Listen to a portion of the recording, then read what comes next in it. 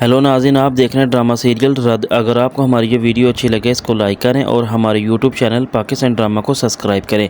लेकिन जो सलार होता है वो ईमान के बारे में काफ़ी सोचता है और उसे बहुत ज़्यादा पसंद करता है। लेकिन कुछ चीज़ें ऐसी होती हैं जो ईमान उसके अंदर बिल्कुल भी देखने के बावजूद भी उसको पसंद तो नहीं करती। लेकिन जो सलार होता है वो अपने बारे में ये सोचता है कि आखिर मैं ऐसा क्यों हूँ जो कुछ कह ही नहीं सकता। लेकिन जो और लड़की होती है वो सलार से कहती है कि तुम बिल्कुल भी इस तरह की बातें लेकर परेशान ना हुआ करो। आखिर तुम क्यों अपने आप को इस तरह परेशान करते हो, बल्कि कोई भी ज़रूरत नहीं है परेशान होने की। लेकिन जो ईमान होती है वो ज़ैन के बारे में काफ़ी सोचती है और बल्कि बहुत ही ज़्यादा उसको जज कर चुकी होती है कि आखिर ज़ैन कैसा लड़का है। लेकिन वो ये समझती है कि मैं तुम्हें ये बताना चाहती हूँ कि ज़ैन एक अच्छा लड़का है, बल्कि मैं ये सोचती हूँ कि मैंने काफ़ी दिनों से उसको जज भी किया है कि वो सबसे अलग है। लेकिन जब ईमान अपनी बहन से ये बात करती है, मैं तुम्हें ये बताना चाहती हूँ कि मैं तो बाज़ औक़ात ये सोचती हूँ कि ज़ैन का उठना बैठना, बल्कि उसका बात करने का अंदाज़ है, सभी अलग है, बल्कि ज़ैन ही सबसे अलग है। लेकिन जो ज़ैन की माँ होती है वो ये कहती है कि ज़ैन सिर्फ मेरा बेटा और मैं ही ज़ैन को समझ सकती हूँ, बल्कि मैं अपने बेटे की शादी सिर्फ वहीं करूँगी जहाँ पे मेरी मर्ज़ी होगी।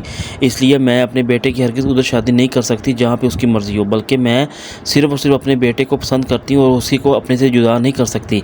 लेकिन ये औरत होती है वो एक लड़की से कहती है कि तुम्हारी सिर्फ़ और सिर्फ 2 बेटियाँ हैं, इसलिए तुम्हें जो भी फ़ैसला करना होगा एक अच्छा फ़ैसला करना होगा। और वैसे भी ये मैं तुम्हें बताना चाहती हूँ कि कुदरत का एक ऐसा निज़ाम है कि जिनका हाँ बेटा नहीं होता उनकी ज़िंदगी किसी काम की नहीं होती। लेकिन ये जो लड़की होती है वो ये बातें सोचकर काफ़ी परेशान होती है कि आखिर इन्होंने वैसी बात क्यों की है।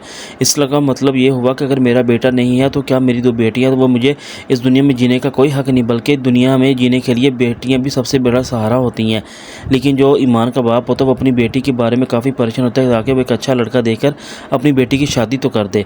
लेकिन जो ईमान होती है जब वो सलार से मिलने के लिए उसके घर आती है और आकर उसकी आर्ट की इस स्किल को देखती है तो बड़ी इम्प्रेस होती है। और देखते देखते जब वो अपनी पिक्चर को देखती है तो देखकर काफ़ी ज़्यादा हैरान हो जाती है कि इसका मतलब ये ज़ैन ने खुद बनाई है, यानी कि वो सिर्फ़ और सिर्फ मेरे लिए।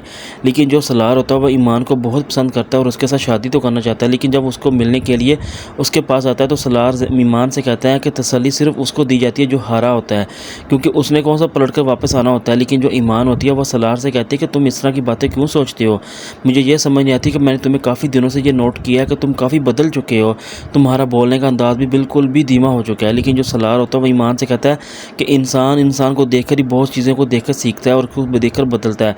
तो वैसे भी मैं आपको देखकर कुछ बदला तो नहीं हूँ, लेकिन आपने ये ऐसी बातें सोचती हैं वो मुझे नहीं पता।